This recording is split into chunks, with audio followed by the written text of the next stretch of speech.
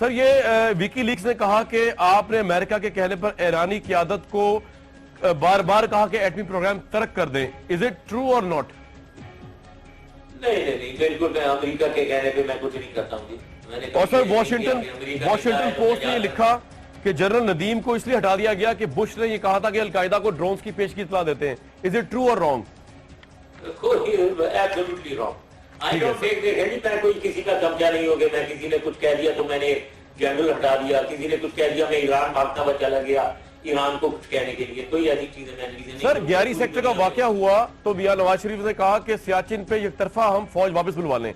आपके ख्याल में सियाचिन को रिजॉल्व कर लेना चाहिए इस तरह, या आप समझते हैं डिस्प्यूट बहुत बड़ा और स्ट्रेटेजिक है? मुशर्रफ साहब देखें, एक डिस्प्यूट है।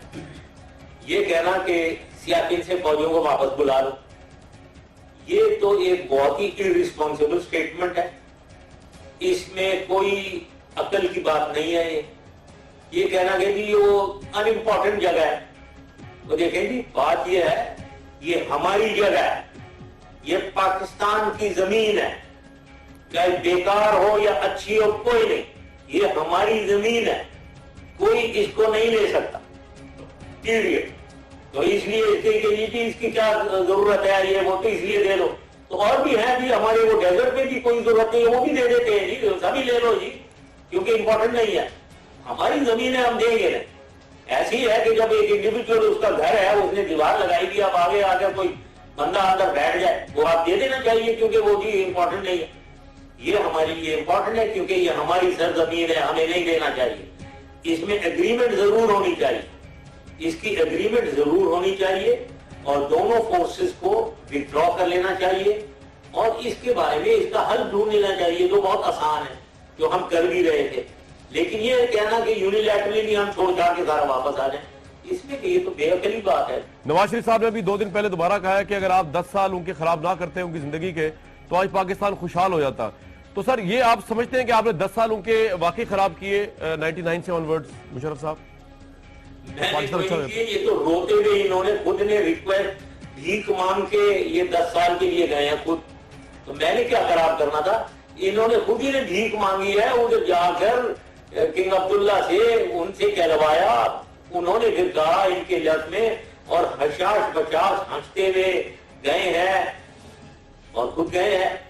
अब दूसरी चीज, एक तो ये गलत कह रहे हैं, दूसरा ये कि अगर ये नहीं यहाँ होते और ये ठीक पाकिस्तान को करते, इनको ये कहते हुए कुछ शर्म भी आनी चाहिए। तो भाई 89 में 1999 में पाकिस्तान की क्या हालत थी? तो ये मुल्क बचाओ, कौम बचाओ, मुल्क संभालो, कर्ज उतारो, ये इन्होंने चलाया था। तो अगर ये हमारी माशी हालत अच्छी थी तो ये पैसे क्यों मांग रहे थे, भीख क्यों मांग रहे थे इन लोगों से? दूसरी चीज, इन्होंने फॉरेन करेंसी अकाउंट्स लोगों के फ्रीज कर दिए। क्यों किए? अगर आपकी तो माशी हालत बहुत अच्छी थी, पाकिस्तान के पास तो बहुत पैसे थे, और पाकिस्तान लुट गया था। पाकिस्तान के पास तो सिर्फ 400 मिलियन डॉलर, 40 करोड़ डॉलर पड़े हुए थे हमारे खजाने में। हमारी जीडीपी ग्रोथ इतनी खराब थी, हमारी रेवेन्यू कलेक्शन खराब थी, हमारे एक्सपोर्ट्स खराब थे। सर लेकिन मोटरवे न्यूक्लियर टेस्ट तो किए ना मियां साहब ने, मुशर्रफ साहब, वो तो उनके क्रेडिट में थोड़ा बहुत तो जाता है ना, ये तो आप ये तस्लीम करते हैं? न्यूक्लियर टेस्ट का भी मैं बताऊं, और मैं इनर डिटेल बता रहा हूं बिल्कुल, और ये फैक्ट है। न्यूक्लियर टेस्ट के खिलाफ थे नवाज शरीफ, इनके ऊपर प्रेशर डाला गया है आर्मी की तरफ से और लोगों की तरफ से, फिर जाकर ये टेस्ट हुआ है, वरना ये बजाते खुद 98 के न्यूक्लियर टेस्ट के ये खिलाफ थे। अब ये फायदा उठा रहे हैं, मैंने करवाया है, इनके जमाने में झूठ बोल रहे हैं, ये खिलाफ थे उसके। और दूसरी चीज ये है कि न्यूक्लियर टेस्ट अगर हुआ, पाकिस्तान को, ये हमारे साइंटिस्ट की प्राइड है, लेकिन इनको मैं नहीं क्रेडिट दूंगा।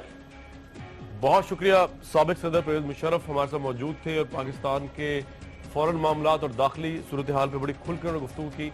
व्यूअर्स, आज का ये प्रोग्राम था। हमें नेक्स्ट टाइम तक के लिए इस प्रोग्राम के प्लेटफॉर्म से इजाजत दीजिए।